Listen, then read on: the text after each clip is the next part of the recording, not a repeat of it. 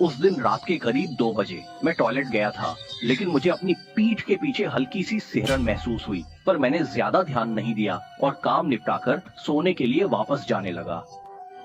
जैसे ही मैं खड़ा हुआ, मैंने आईने में देखा कि मेरे पीछे लाल कपड़ों में एक औरत खड़ी है जो पूरी तरह भीगी हुई थी। मुझे लगा शायद मेरा वहम है, तो मैंने पीछे मुड़कर देखा, पर वहाँ कोई नहीं था। जब मैंने दोबारा आईने में देखा तो वो लाल कपड़ों वाली औरत बिल्कुल मेरी पीठ से चिपकी हुई थी।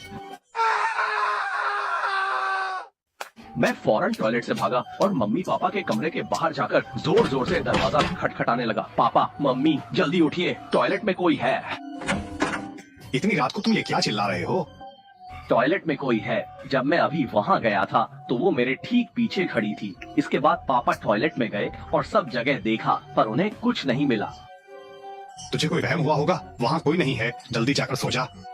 मुझे लगा ये बस एक इत्तेफाक था, पर मुझे क्या पता था कि आगे जो होने वाला है उससे मेरी रूह कांप जाएगी। उस दिन के बाद से मैं अक्सर नींद में चलने लगा। मेरी मम्मी कहती हैं कि मैं अक्सर आधी रात को उनके बेड के पास खड़ा रहता था और बिना कुछ बोले या हिले बस उन्हें एकटक घूरता रहता था।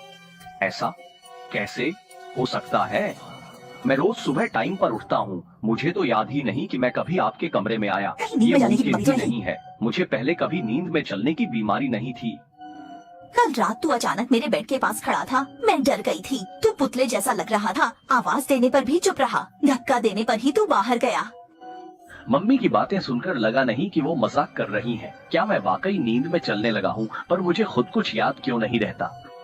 अगली रात मुझे याद है करीब 2 बजे का वक्त था। अचानक मेरी आंखें खुल गई और मैंने देखा कि पता नहीं कब मैं बिस्तर से उठकर जमीन पर खड़ा हो गया था। और भी डरावनी बात ये थी कि मैं होश में था और महसूस कर पा रहा था कि मेरा शरीर बिना मेरे काबू के एक एक कदम बाहर की तरफ बढ़ रहा है। मैं चिल्लाना चाहता था पर आवाज नहीं निकल रही थी और मैं रुक भी नहीं पा रहा था। इसी तरह मैं मम्मी पापा के कमरे में गया और बेड के पास जाकर बुत बनकर खड़ा हो गया और उन्हें एकटक घूरने लगा। करीब 10 मिनट बाद वो खिंचाव अचानक खत्म हो गया। मैं वहीं जमीन पर ढेर हो गया। मेरी पीठ पसीने से तर थी। उसके बाद से मैं अक्सर बीमार रहने लगा। बुखार और जुकाम बार बार होने लगा। शरीर कमजोर होता गया और चेहरा पीला पड़ गया। आखिरकार मम्मी पापा को समझ आ गया कि कुछ तो गड़बड़ है। इस बच्चे को आखिर हुआ क्या है? रोज बुखार और जुकाम रहता है। तो पता नहीं, इन दिनों बार बार बीमार पड़ रहा है और दवाइयाँ भी असर नहीं कर रही हैं। मैं कल किसी बाबा को बुलाकर लाता हूँ। इसने मुझसे कहा था कि इसने टॉयलेट में किसी औरत को देखा है। हालात देखकर लगता है कि इस पर किसी चीज का साया है। अगले दिन पापा एक बाबा को घर ले आए और बाबा ने घर में कदम रखते ही कह दिया कि मुझ पर किसी बुरी बला का साया है। इस बच्चे पर किसी रूह का कब्जा है। जी बाबा, क्या वाकई इस पर कोई साया है?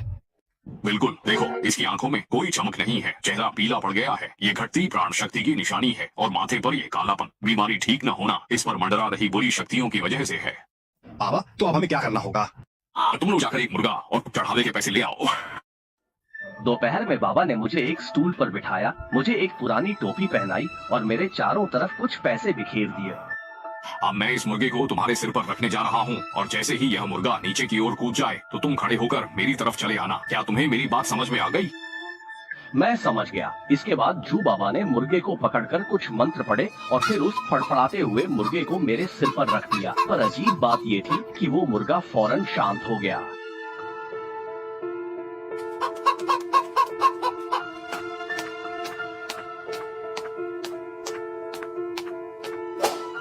बाहर निकल यहाँ से।